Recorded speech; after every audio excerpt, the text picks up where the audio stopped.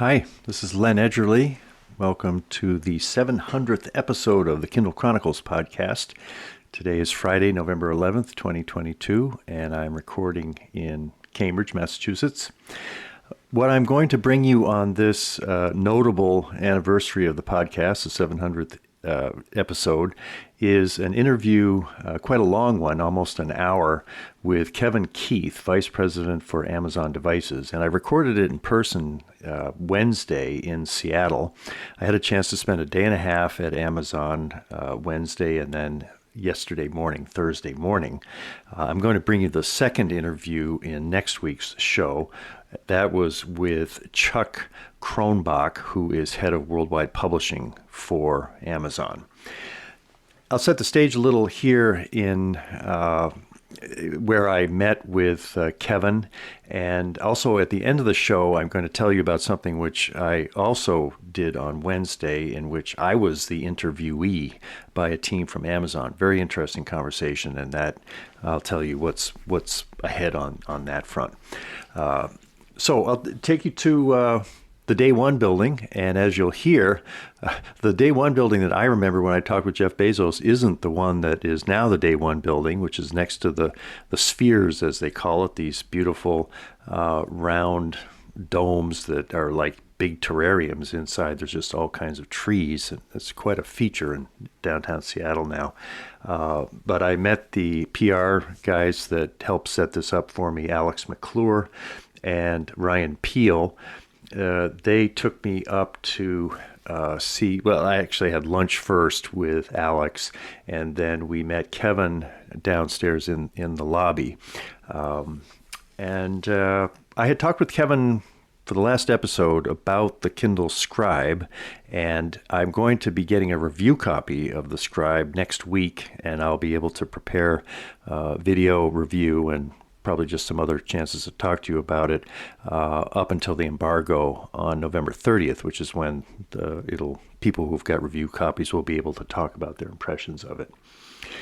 I love being at Amazon over the years. Some things don't change. They're still giving away free bananas in the lobby, only now they have sort of a little trailer where you can go up and get a free banana. And there's lots of dogs. Employees are encouraged to bring dogs to work. They have to be on leashes, but you're in this kind of modernistic headquarters, and people are just walking around with their dogs. I kind of wished I'd been able to bring Sophie, our little dog, and have her at the interviews that I did. That would have been fun. It is kind of a humanizing aspect of the environment there. Big, tall ceilings, quite spare. There's some motivational sayings here and there. I don't remember seeing a lot of art. It's a work area, and it's true to the kind of Spartan aesthetic that Jeff Bezos has had ever since they've made their first work desks out of doors. The desks in the conference rooms are not made of doors anymore, but they're still quite functional. I'll just start the recording, play the recording for you here. And this is where I asked Kevin Keith to set the scene for us. We were standing in front of a wall of Kindles, and then we moved from there up to a conference room to continue the conversation.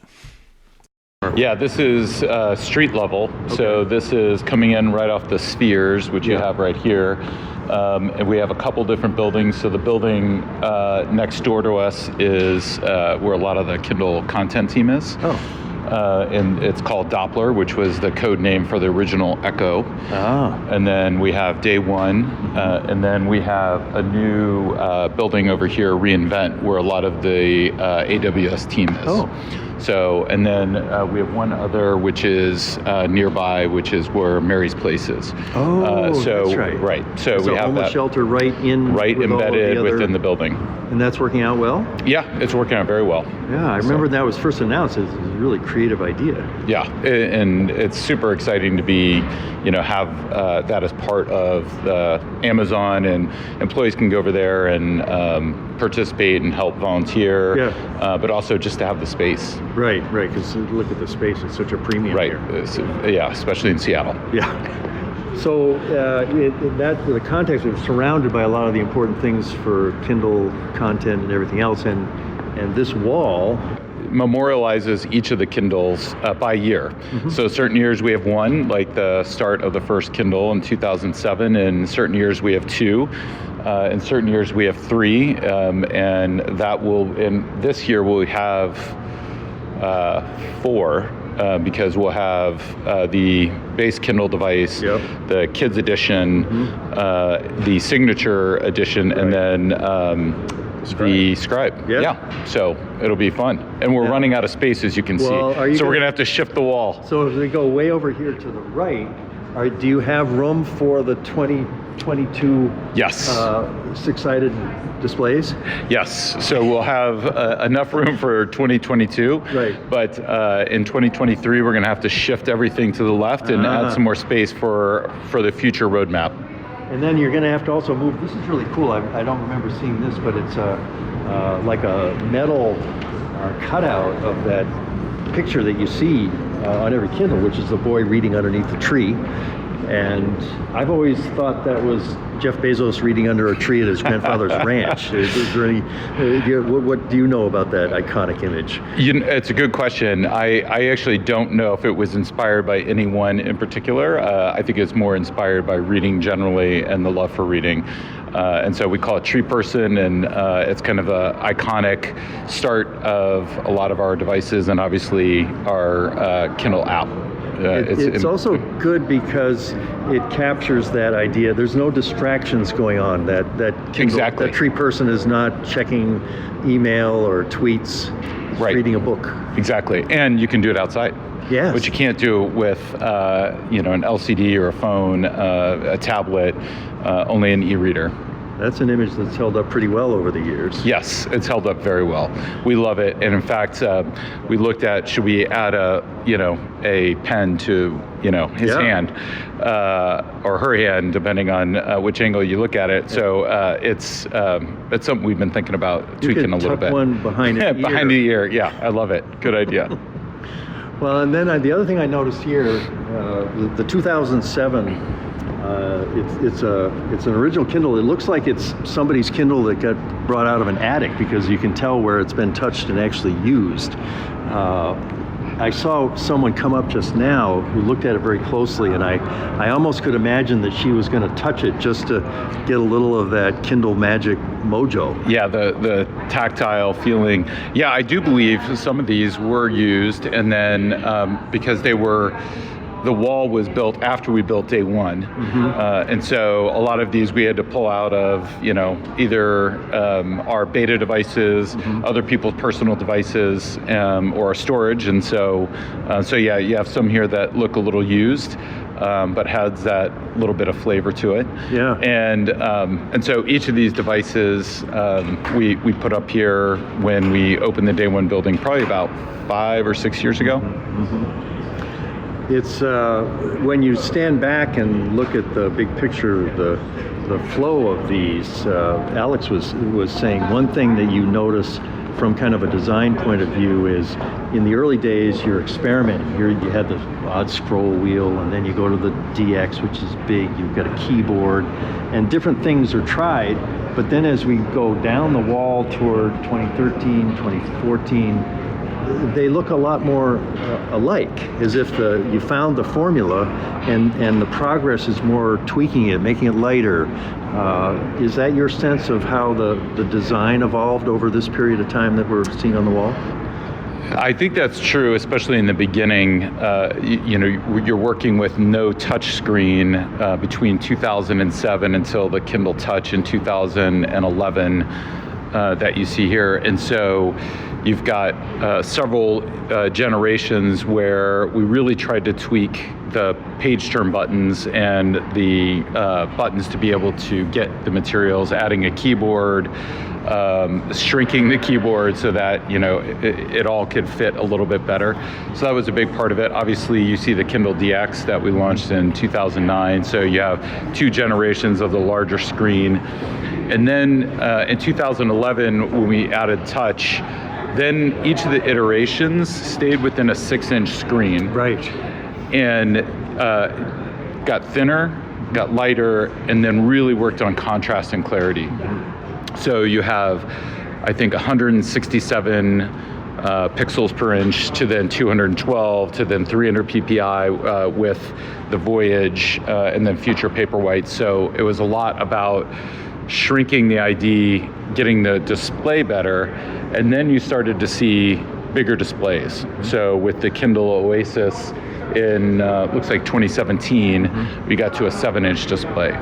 So, and the new form factor with, we call it the blade and grip, with the blade and grip. What's the blade? So the really thin edge is right. the blade and the grip. And so that's what we kind of internally refer to as that design. That's descriptive. That one I love too in retrospect because the battery was in two pieces. Right. Part in the case, part in the other. And I thought that was bold, you know. Here you've been doing this thing successfully. Now all of a sudden somebody comes up with an idea of, I know, let's split the battery in two.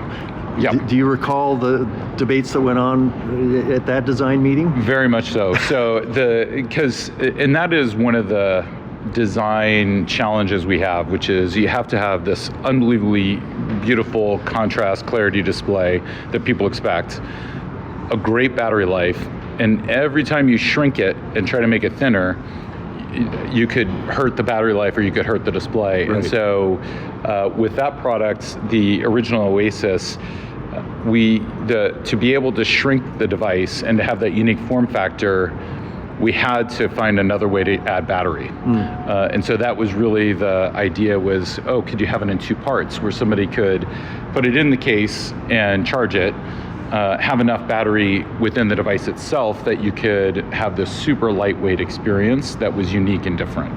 And so that was, the challenge, and it was very polarizing.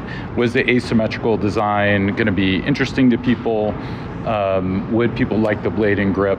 Would people like aluminum versus soft touch paint, which we have on the back of the Paperwhite? Oh, right. So those were all the debates that we had in that time frame. Well, with the dust having settled, what did customers think of some of those bold choices you made? They loved it. It performed way better than we expected. People just really gravitated to that new design. It was something unique. It's something they love to hold in their hands. There's a group of people who like physical page turn buttons, and so it had all of those things going for it. What we did with the next generation is made it bigger. Mm-hmm. So we went to a 7-inch display, and when we went bigger, we could put more battery in it, and so it didn't need the case. Mm-hmm.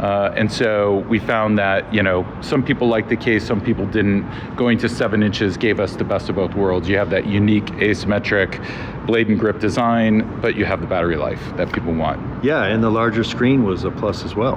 Right, exactly. When you start to see phones growing, mm-hmm. We knew we probably had to grow as well because of expectations customers have. Yeah. Well, let's go over here to the 2021. Now, I was remembering that you just celebrated 10 years with the company. Yes. So where does the The first Paperwhite. The first Paperwhite in 2012. And did you come right in working on that to start? That and our tablet business. So at the time we had these two devices, the Kindle Paperwhite and the base Kindle device.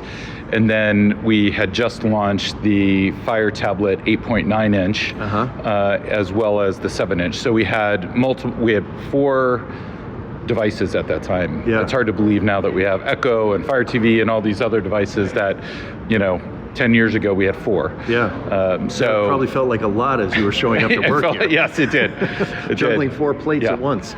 And what was tricky about the first Paperwhite is getting uniformity of the light. And that's still something that the team obsesses over, of how do you make sure the light is distributed evenly, so that you don't have these dark spots and bright spots, but it's very even, and then you continue to have the great contrast and clarity. That was a learning experience in 2012 that carried over in every subsequent Paperwhite.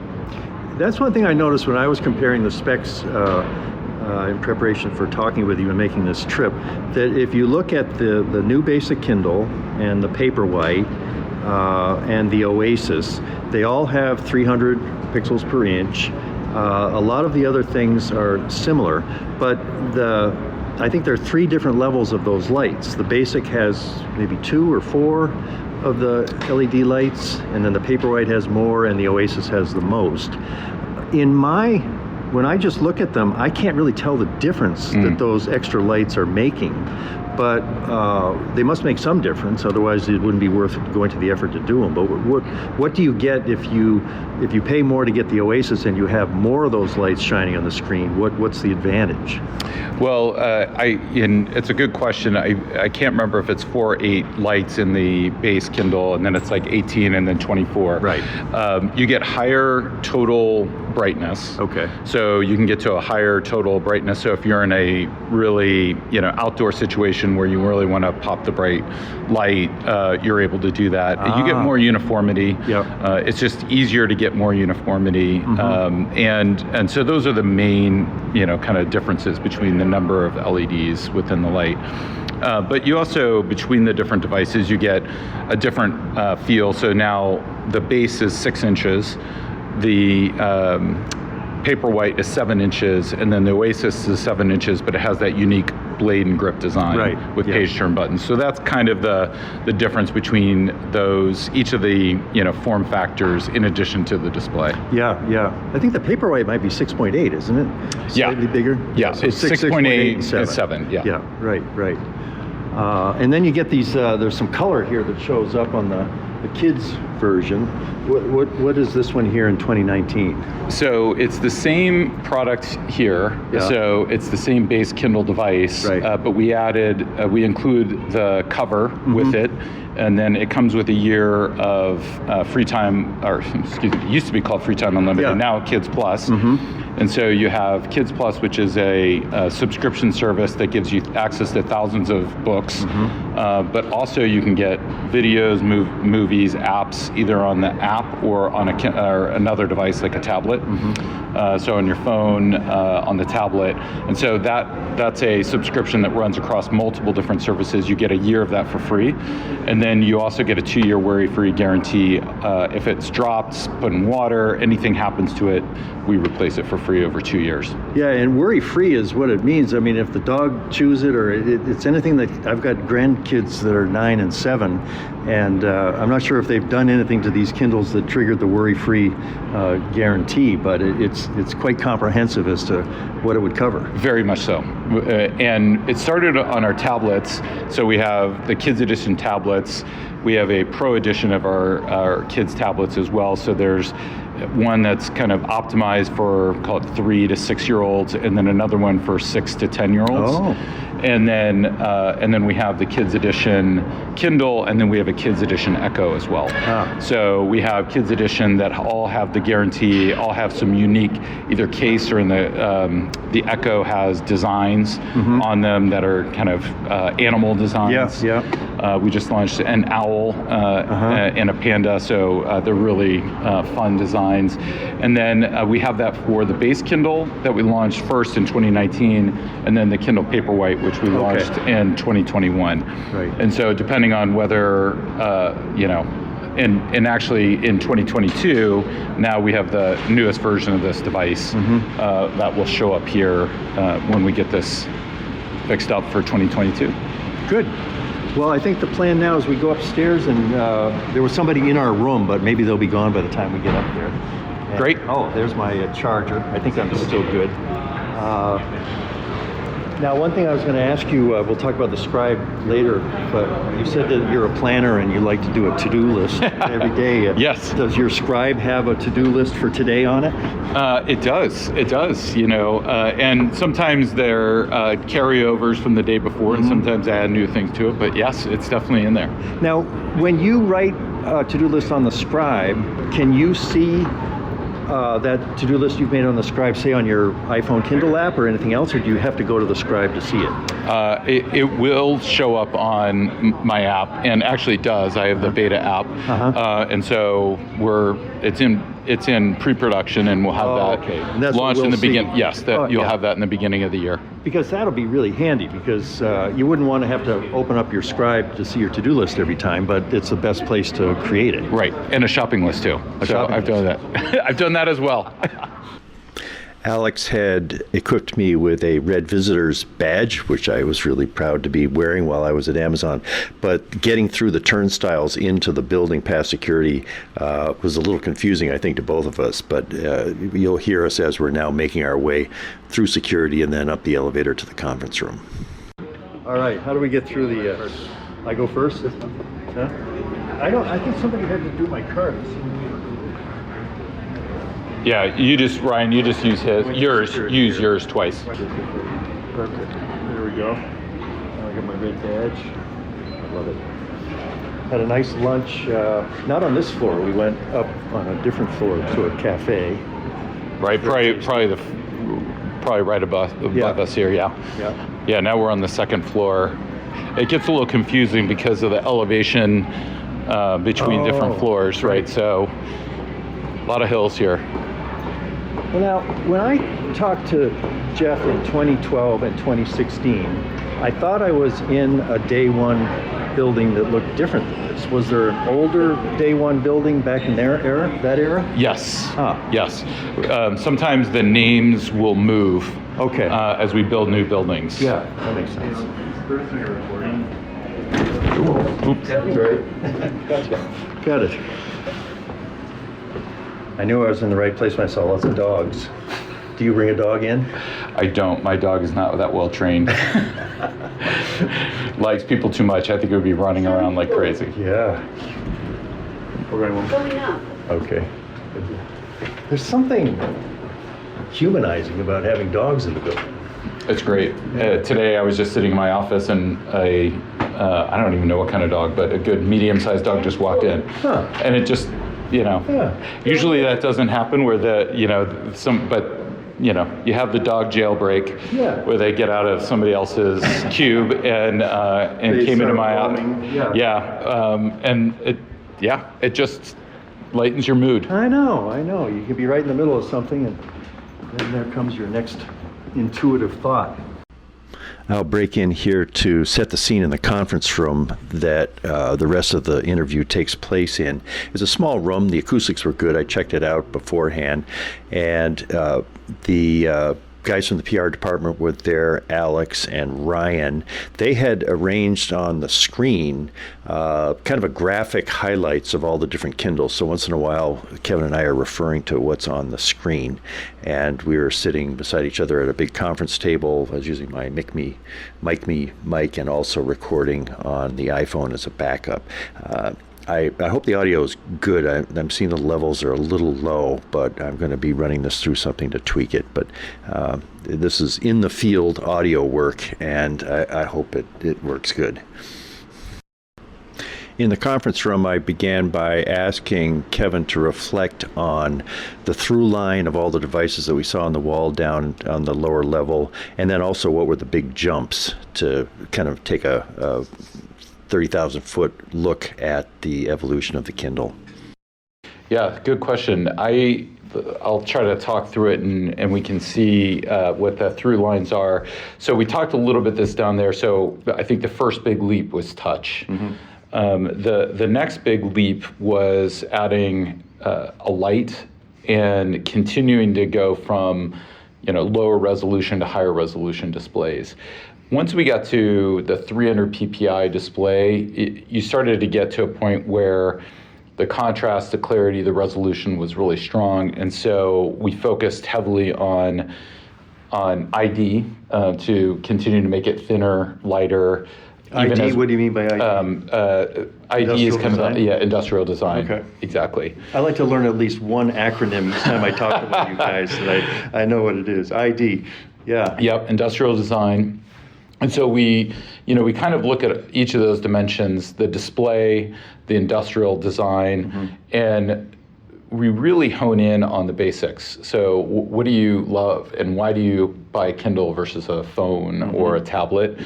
It's, the display, being able to read in any conditions, indoor, outdoor, light, dark. So you're able to do that. The high contrast, high clarity to do that with ease. And then weight and battery life, and really continuing to hone each of those. Most recently, we've had really strong gains, not only in battery life, but we changed the system on a chip, the chip that's within our devices, and it gave us battery gains and also speed. I was going to ask you about speed because I think I can tell that the current Kindles are faster than, say, the Kindle 2 way back when. But I bet these are very small increments of increased speed that are still meaningful to a reader. Yes, and I think you probably saw the biggest jump if you're using the latest Paperwhite. So the latest Paperwhite was the first with the new SoC. Also, we changed the UI, and so we brought in a new UI to better align with the Kindle app. That also made the device faster, and then we also added what's called a waveform, which is basically how the ink is displayed on the page and the speed of which that happens. Really? And so the combination of those three had a really significant gain in speed. And so page turn speed is much faster. The flashing that happens to prevent ghosting happens less frequently.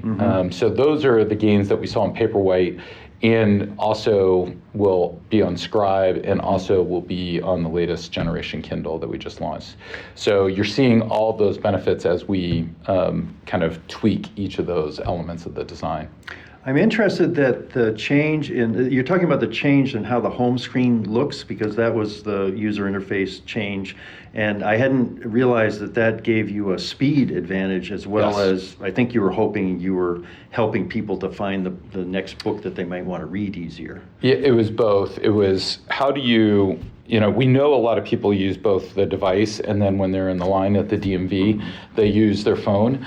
They prefer long reading sessions on a Kindle. They prefer short reading sessions when they're bored in line or something like that. And so we wanted to bring those experiences closer together for our customers. It also is easier for us to build similar products, and we also got a performance gain out of that. So it was kind of a win-win-win for everyone. Yeah. Speed. I had a question about speed because you said that there was a chip aspect to it. You changed the UI. What was the third thing? Waveforms, which is basically the underlying foundations of the display that we work on to be able to basically render the images. So that is something that we work on as well. Now, I tend to think of some of that stuff as being done by e-ink, your supplier. Do you work with them to make that kind of a change? Yes, we partner with them. Okay, yes. So you're involved in their manufacturing process for that purpose. Yeah, so we work together to make sure that we bring those waveforms onto our devices so that we're getting any gains that they're getting in their product, we put into our products and optimize it for our devices. Yeah. I remember talking to a guy at e-ink because they got it started at MIT in the media lab, and so we lived there part of the year. Sri Paravumba, I think his name was, and they had a kind of a humble little headquarters there by Fresh Pond in Cambridge, and then now they're in Taiwan. They got huge. It's a big company now, and throughout that period, Amazon and e-ink have. Has there been any changes in the basic structure of the partnership? Or we've worked well together for many years, and they've expanded what they work on in terms of now you see them on shelf tags. And So yeah, it's a good partnership. Yeah. By the way, another thing that I just look up here and see a big change is we've been talking the hardware side. Yeah. But the books. Oh, yeah. So we started with 88,000 books. Now I believe we're over 13 million. That's incredible. And so to think about that growth. Yeah. And now you also have, at the time you had to buy books a la carte and, one by one. And now you can buy a service and subscription with Kindle Unlimited. So there's been a lot of innovation that's happened on the content side as well. How the content is rendered, how we make that available to all authors, and then be able to easily get it onto our devices, and then synchronize between devices. So if you might have noticed in the last couple of years, the books team has spent a lot of effort to continually improve what we call the whisper sync. So, when you are reading on your Kindle and then you go to your phone, you get back to where you started. Yeah. So it saves your place no matter what device you're using. And so that's something that people love, not just about our hardware, but about our software as well. I don't know if it involves Whisper Sync. My daughter was asking about it actually, because my older grandson, who's 9, has got some challenges reading. And I remember for a while I used to listen to a book, probably using the Audible audio, and then it would highlight on my Fire tablet as each word was being spoken. And my daughter said, you said there was something new coming out from Amazon that might help Jake read kind of in that area. And I drew a blank. I couldn't remember what I might have mentioned to her. But have there been anything new that would use that really powerful technology to help people who actually have challenges reading to hear the words and see them at the same time? Well, we have immersion reading on Fire tablets, which is what you're thinking of. We don't have that on Kindle. It's a much more constrained environment to be able to do that. That's a tough, kind of because service. Of the e-ink screen, the responsiveness, and just the speed of the processor and battery life. You would really start to impact a lot of the things that you love about your Kindle, and so that's probably a better tablet scenario. But we do have a lot of features. So we have WordWise, which helps give people hints or help people to dictionary look up. And WordWise comes with different levels where you can have a very basic level where you get hints or ideas across a lot of different words or very few and just the hardest words. And that is available on the e-ink. That's available today. Also on the tablets. Exactly. Yeah. That's available on all of our Kindle devices and tablets. Yeah. I can recall some interviews I did with people that had serious dyslexia reading issues, and there was one guy, I think he was in Cambridge, he might have been like a Harvard professor, who amazingly had never been able to read like in a normal way. And when I think he was on an iPhone and he was reading his Kindle app, and all of a sudden he could read. It's like the whole process of reading had been handed to him because of this technology, and it was very moving. We launched a dyslexic font in I want to say 2015 when you and I met. Right. So it came out about the same time we added Audible to our Kindle. So you can listen to Audible books, not directly on the device, but through a Bluetooth device, whether headset or speaker. We just don't have immersion reading, but we also do have a dyslexic font. Kindle singles. I talked to David Blum when he was the first head of that, I think, and this was shorter, kind of longer than a long magazine article, shorter than a book. Very popular. And is that still going strong, or? It's a good question for the content team. I don't know. I know that they've, and I'm not sure if they run in parallel or different, but Kindlevella is kind of a newer approach here, where the story builds and you kind of get different series. So that's something that launched, I think, 2 years ago, and is doing well, and they're continuing to invest in. So that's a fun program that we can get someone to talk to you in more detail about. When some of the people on the content side come up with an idea like Kindlevella or some of the others, do they sometimes have to come to your team who are actually building the devices and say, the devices currently can't do what we're thinking of doing on the content side, something kind of edgy and bold, so that you get a chance to partner on behalf of some hardware or software innovation for the sake of something that might then be possible in the content world? We partner all the time like that. In fact, Scribe was developed that way. So when we wrote the PRFAQ for Scribe, it was actually done in conjunction with that team. So we actually worked on it together. We're on all the same meetings together so that because we don't want to just build a hardware experience. Really, the hardware is meant to get out of the way and experience the book, the author. And so we want to make sure that whatever is happening to make that story better for our authors, we're on the leading edge of that. And so that's a lot of what brought Scribe out, which is how do you add notes to a book? And then how do you extend that to notebooks? And then how do you extend that to documents? So a lot of that was done very much together. We couldn't have done it independently. Yeah, that it just seems sort of magical to be able to do that, Yes. And worthwhile at the same time. This is a very attractive graphic you guys have got up on our screen here. What else are we seeing? Waterproof. One of my favorite adventures when I was doing the podcast was before the waterproof Kindle. There was a company called M-Edge, and they made a waterproof case called the Guardian. And I was up in Maine. We spend the summers in Maine, and I'm a body surfer. I love body surfing. So I got out, and I had my wife, Darlene, film me. And as I'm holding my hands out, riding the wave, I'm holding this Kindle in the Guardian case. And then as I come up for air, I say, here I am, and now I can read the New Yorker after just riding this wave. And it was, I enjoyed doing it. It was a lot of fun.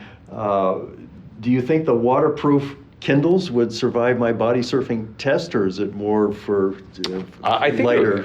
It might. It depends if you hit a rock. Yeah. If you kept it on floating on the water, I'd Right. feel good. If you start to dig it into the sand, I might feel a little more nervous. Yeah. When we decided to do waterproofing, we knew we couldn't. We've all seen pictures. Yeah. You had a Guardian case. Yeah. A lot of our customers were posting pictures of, Ziploc bags, right? So they'd be in their hot tub and their bathtub. Yeah. So we all knew we wanted waterproofing, but waterproofing is really hard. Yeah. And to do it in a way that still keeps the device thin, light, and working well. And so we had to go through a lot of experimentation. And then get different IPX ratings, which is different ratings based on whether you're splash proof, whether you're how waterproof. deep you're below the surface. Right. And so if I'm not mistaken, I think we're 6 feet, so 2 meters of depth for 30 minutes. Yeah. So, and what was important is it's not just fresh water. We had to deal with salt water. Oh yeah. And so we had to figure out how do we also have a coating that is able to withstand salt water? And so that took a lot of innovation from the team, the operations and the hardware team. And so we actually do have devices that, we know a lot of people sit on the beach. They're not meant for swimming in that water, but it is, if it gets splashed, if you did a body surf. Well, I if think you it'd be sometimes okay. you sit in your beach chair right at the edge of the ocean and Right. the wave comes. Yes, not it's gonna totally wreck your fine. thing. It's totally fine. A lot of times in the summer, I'll jump in the water with my Kindle, and we have a little fun island, we call it, and I'll swim out to and read out it. And people are always freaked out when I do that. But I've not, had any issues to date, so it works very well. Is that a Paperwhite, or what do you probably? I've done both, Paperwhite and the Oasis. Huh. So- Now, are the three non-scribe ones, the Basic, the Paperwhite, and the Oasis, are they all currently waterproof? Only the Paperwhite and the Oasis are. Okay. So the base Kindle is not, and the Scribe is not. Okay. That's, I did the 699th episode of the podcast I did with my wife, because she's the most popular guest, second only to you and Jeff Bezos. But she loves that Basic Kindle. She has an Oasis, and she thinks I'm way too obsessed with all the Kindle technology, and I handed it to her, and she said, I like this. It's so light. It's so small. I really like this. And all she does is read books. She doesn't highlight. She doesn't do any of the stuff. And it strikes me that it was a smart balancing of all the different vectors that you go into. It's priced reasonably at $100. It's not waterproof. It doesn't have the warm light that the Paperwhite does. So there's some things that you don't get that you get in the Paperwhite, but you get this beautifully small, light device. And for a lot of people, I think that's a brilliant choice to be able to have. Yeah, and people love it. We call it compact. I mean, it's just, that's the word I keep using. It's easy to palm in one hand because of its size. It's super light, as you noted, and it's just fine for most people to have a front light, 300 PPI at that weight, under $100. It's a great value for customers. And then if you want a bigger display, that's when you go to the Paperwhite. And then obviously, if you want page turn buttons or even a bigger display or unique ergonomic design, that's the Oasis. And then the Scribe brings in writing. So we want to make it accessible to a wide range of people that have different needs and different desires, and let them choose which one they want.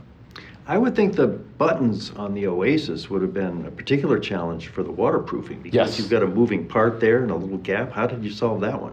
Well, a lot of it is water gets in, it's just coated with a waterproof coating. So, and then it can, kind of get out of the device quickly. Oh, I see. So, yes. That's great. Kindle 11, that's what we've been talking about, the new basic Kindle. Right. Well, I want to talk a little bit about the Scribe. We had a good conversation last time, and I think I've got a review copy coming, and I'll have a chance to really dig into it before the 30th. Are there any other things that we haven't mentioned about? Well, I'll let you try it. Oh! Oh! Well, I can't necessarily let you use it, but but I can let you feel it. All right. And so this is, I'll start with the case. Okay, all right. Oh, So- that was a moment. So, Did you cue him up on this just to make this that casual? so this is the leather case that comes with it. It's like a portfolio design. It has a spot you can put the stylus in here if you want, or it can magnetically attach to the side, That's smart, like we talked about. And then that's this handsome. is, and so I'll give you a sense for kind of the weight. Oh boy, that is light. I like now what do you call this? Yeah, it's an asymmetric design, Right. And then you can flip it using the other hand, and you can see it kind of Just flips flips right over. with you, right? So Yeah. if you're right-handed or left-handed, it doesn't matter. You can easily read or write one-handed. And so a lot of times I'll read one direction and I'll hold it a different direction to be able to write. Now you said I'm going to let you drive it. Sure. So open up the Grant book for me, because you had said. All right, I'll open up, because this is mostly text, I'll open up the Think Again, which is what we talked about. Right. And so you can get a sense for graphics. So that's a graphic within the book, and it's just popping right off the page there on this larger screen. And you can see the page turns are quite quick. Right. And then, we showed this earlier where you can highlight a line, you pop that up. And it has a place where you have handwritten notes, or you can have text notes. I think you had asked about the keyboard. You do it either way, yeah. And so that's how that works. And then, we talked about, the quickness of how you can, and you can, it looks like what you just drew there was a thicker line than what was on before, so you can adjust the thickness of it. Right, exactly. Yeah. So you can have you can go right up to real heavy. Right, you can get up to a really thick. And then it has this little button on the side that you can do highlighting with. Yeah. So I can highlight there. And then you can use the stylus, you can use your finger to go back and forth between pages. Yeah. And then I think I had mentioned it has a, sorry, I've got to put my glasses on here for some of the icons. So this is how you can jump around the book, just like normal. But then you also have the annotation notebook. So. And that shows you the sticky notes that you've made. Right, exactly, all in one place. And the highlights that you've made. Exactly, and then if I wanted to click right back to it, it jumps me right back to that page. Now, how about, what's the view where you can see a whole bunch of pages at once? Let's see, stay there. Oh, you might have to tap up on top to get to that. It should be here. Oh, yeah, right. So if you tap on that one. Right. So you can get the we call it bird's eye view. Bird's eye view, yeah. And so on this bigger screen, we're looking at 9 pages, kind of thumbnails, and you can actually read the type on them here.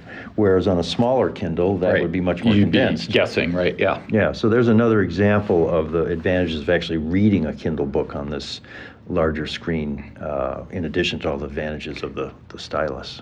That's exactly right. Where you have the ability to jump around the book.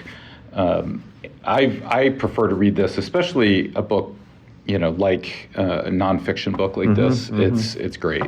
I'll give you another example of a nonfiction book. Let's see. Let me see if I can find it here somewhere. Oh yeah, Green Lights. So Matthew McConaughey's book.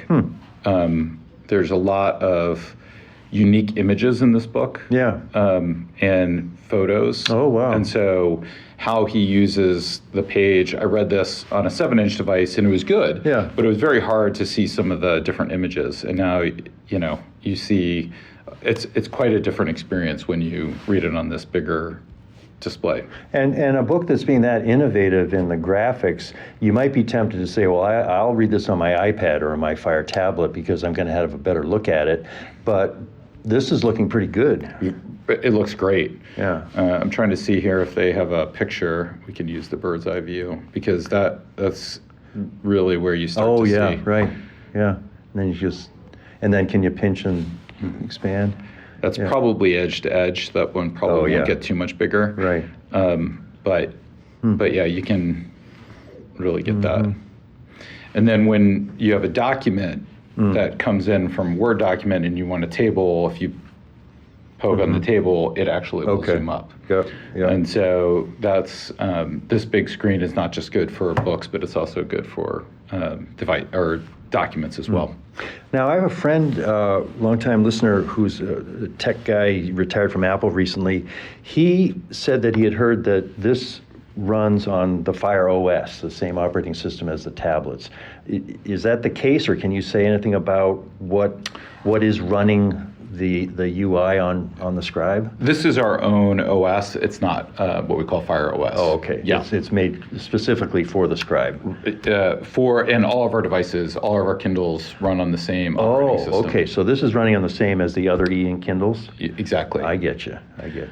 Yep. So, that's good because you you're get not a lot gonna... of the same features. Yeah. Right. Carry over, and then I'll show you, how you can create a notebook. Right. And so these are some of the different templates.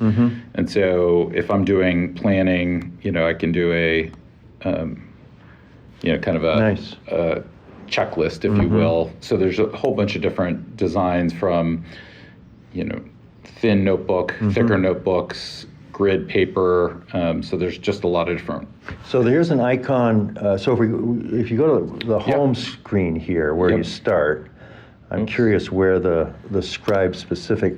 So you've got Search the Kindle. This is kind of what you'd look. This is our home, That's right? your home Experience. Now there's a little button here that looks like a notebook, and if you tap on that, you can create a notebook. You're adding a notebook. How would you?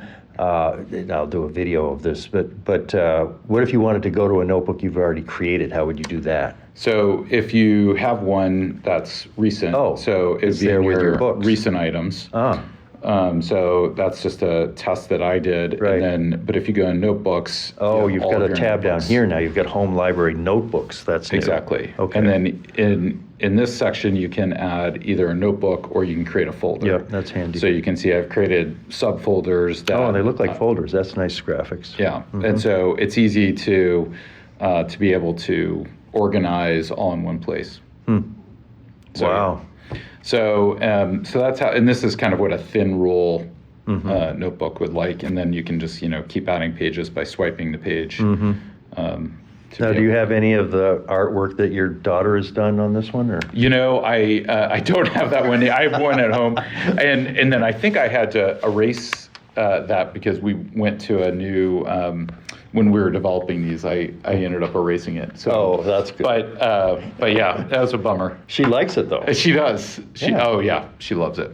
See, I can think of this for my 9-year-old grandson that,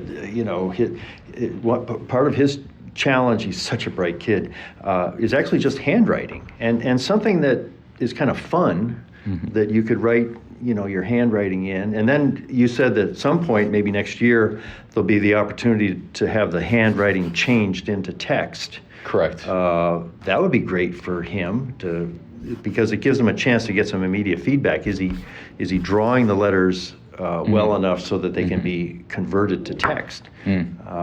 So I think this may open up a whole lot of new ways to not only delight people that read, fortunately without difficulty, but there may be uses for this that you don't even anticipate yet that are going to be helpful in other ways. Yeah. My daughter loves to journal, and so she doesn't want the changing of her. She has amazing penmanship. So I, she's, but it's unique to her. Right? So she wouldn't want the handwriting recognition to change it, and loves to draw on the side. Yeah. So I think there will be a group of people that love it for the journaling. She also does a lot of annotations within books for school. So this is a great, way to annotate. Has she tried the sticky notes? She has. Yeah, she likes it. She does. Yeah. So she doesn't have her own device yet. So she can't get until they go on to till 11:30 when we ship them to customers. But she might have borrowed this a couple times and been able to try it. She'll be ready when it comes out. That's exactly right. Huh. Well, that was a great. The only time I've had this much drama at an Amazon interview was you scroll back to the Kindle 3, which was the first Kindle keyboard. And I think I was in Boston, and Jay Marine came out. He was a Kindle guy at the time. And I was there, we were talking about this new thing, and he doesn't have it. We're just talking, and I find myself thinking, when's he going to show me the new Kindle? And he was just waiting for that moment because he kind of gave me a little grin. He said, "Oh, would you like to see it?" I said, "Yeah, I'd like to see it." And he just reached into his sports coat inner pocket and pulled it out because it was small enough to slide into that pocket. And I went, well played. I mean, you weren't hiding that in a pocket, though. Where did you have it? So it was just right here? No, it was right in plain sight. So I'm easily surprised. I think Ryan might have slid it in there. So, but yeah. So we're all very excited about Scribe and what it can do for customers, and we're also excited about the new Kindle we just launched and the Paperwhite. So. It really is, I think, one of the most exciting times to be on Kindle. Our team feels that way right now. That there's it's like a whole great innovation on kind of the sub $100 range. Hopefully, to bring in new customers that want to try it for the first time and don't want to, spend a lot of money but give it a try. And I think that will bring in a lot of what we call new to Kindle customers, and then. For those that want a new type of Kindle experience, this really gives us an opportunity to do that as well. We hadn't planned to talk about it, but I know you were also responsible for the Fire tablets. Anything new in the past year in that area? Yeah, we just launched 2 new devices this year. So we refreshed our 7-inch Fire tablet. So that is... now has 2 gigs of RAM, so we doubled the memory on that device and much faster, can multitask better than previously. And so the new 7-inch came out, and then the new 8-inch came out and just started shipping 2 weeks ago. Oh. So we have a new 7-inch, 8-inch, and then we have our 10-inch device as well. Yeah. And what customers are loving again is just being able to have different options. Yeah. We have kids versions of each of those devices as well. The kids versions on tablets sell like crazy this time of year, and also on Kindle and Echo as well. And especially this year, as kind of inflation busting is happening, I think people are looking for better values, especially for the kids. The 2-year worry-free guarantee is maybe even more of a peace of mind for people. So, and being able to have a year's worth of a subscription included, so kids have a lot of content to play with. I think that is a really strong value proposition. We just had our Prime early access sale a couple weeks ago, and it went fantastic, especially for our kids' devices. I got a great item on the Prime early access sale because we have a house down in Sanibel, which got hit hard by the hurricane. Oh, right. And we went down to see it for the first time last week, and I got this big, hunky, solar-powered charger with 4 cables, a USB, USB, all that. And sure enough, when I went down there, I put it on the lanai, and the sun was beating down, and charged up, and it ran all my devices. So just another great thing about Prime. It's not Prime Day, though. I get confused about the names. Yeah, so we have Prime Day, which happened in Summer, July, right? Yeah. And then this was the Prime Early Access sale. Okay. So this was trying to help Prime customers get an early start to the holiday period. Yeah. Well, if you ever want to do a focus group with the easiest person in America to convince to buy things they don't necessarily need, I'm your guy. Well, it sounds like, though, you needed a solar charger, Well, yeah, so I think that was a pretty reasonable good purchase. Yeah, and I got a great deal on it, Well, great. Love to hear those stories. All right. Well, are we on time, or are we anything that you guys think we should talk about that we forgot to talk about? No, you covered everything. Okay. Covered a lot. Good. Well, Fantastic. congratulations. Great to see you. Keep up the good work. That was my conversation with Kevin Keith on Wednesday afternoon. I got to Seattle Tuesday evening and checked into an Airbnb just about a 3-minute walk from the Spheres in day one. And so when I went over to Amazon on Wednesday morning, I was not interviewing someone for the podcast. I was being interviewed for a combination employee blog and a public-facing blog called aboutamazon.com. And there were 2 guys that were, I knew that there were 2 people going to be asking me about the podcast and, the 700th show. It was all timed to that, Tomasz and Henry. And then there was a videographer, Andrew, who was running a camera. There were those big kind of umbrella-shaped lights shining on me, and I was sitting on a stool, and it had a nice sort of Hollywood feel to it. And I thought we were just going to be talking about Kindles, talk about the different kinds of Kindles and this and that. But when I sat on the little chair, I did ask them, I said, I'd like to sit for a couple of minutes before we get rolling here to just do a little meditating. And they were fine with that. So I closed my eyes and tried to get grounded. And then when we started up, Tomasz said, well, we're going to do a profile of you. We're going to ask you a lot of questions about, how you got here, what kind of makes you tick. And I had not seen that coming, and I hadn't done any preparation. I was glad that the questions that they asked me, I hadn't seen in advance, because as it was, I was able to just think pretty spontaneously. I hope, in kind of a natural way. What else did I have? I didn't have anything planned.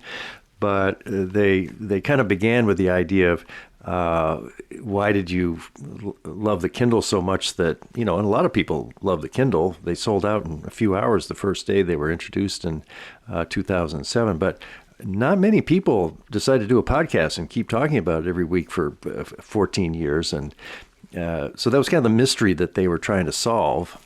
Their titles, both of them, have storyteller in them, which is kind of a intriguing subset of the PR department. Their job is to find good stories to put at this aboutamazon.com site. So they ended up asking me, why do I love reading? And I've talked about, when I first was a reader back as a kid, and why do you love writing? And why do you meditate? What happens when you meditate, and how does it affect your doing this work? Tomasz also said, what's Jeff Bezos like? And I, well, okay, I have talked to him a couple of times, and I just tried to give my impressions of what that was like back in 2012 and 2016.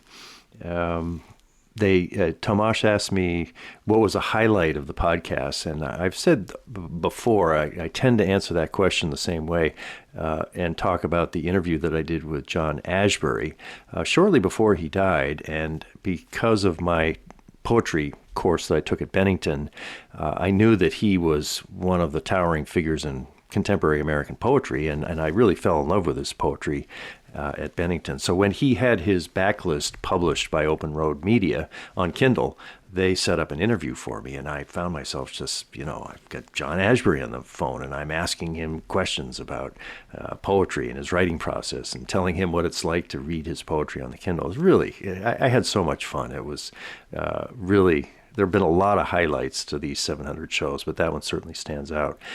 What was surprising and fun was that Tomasz broke in. He had moved here to the U.S. from Czechoslovakia, probably as a young man, I'm guessing maybe shortly after university. And one of his earliest events, he had been in New York and had some friends who invited him up to Thanksgiving in Amherst, Massachusetts. And one of the guests at that Thanksgiving dinner was John Ashbery and his partner. And Tomasz didn't know who he was. He thinks that was a good thing because he was able to just get to know him, and he was a funny guy, and certainly a great companion for a Thanksgiving dinner for someone who had just arrived in the country. So we had a bit of a bond there in both having had a chance to experience one of America's great poets and be able to kind of compare notes on it. What happens, they filmed for about an hour, and then they said, we want you to come back, let's see, that was on Thursday, and Andrew needed something for the B-roll. Well, I've heard that term. It was basically a couple of video snippets that he had ideas for to go with whatever parts of the interview they're going to use for the video. So at one point he said, okay, I want you to come out of this hallway, and there's a great big Kindle on the wall. I want you to act like you're really surprised to see it, and then study it and kind of rest your hand on it. So he set up these little vignettes, including one down by the wall of Kindles. So I had a chance to feel like I was had a brief acting career, did a few takes, and apparently it turned out well. I think that the video version of this will be quite short, maybe 3 to 5 minutes. And then they will also write a blog post, which, they'll be distilling that conversation. It seems as if they plan to have it done around Thanksgiving. And I think I'll have a chance to see a copy of it. And then at that point, I'll let you know it's up, and you'll be able to see it for yourself at aboutamazon.com. What a treat. I really appreciated the quality of the questions. Tomasz was the main questioner, and when an interviewer gets interviewed, it's kind of a unique switching of roles.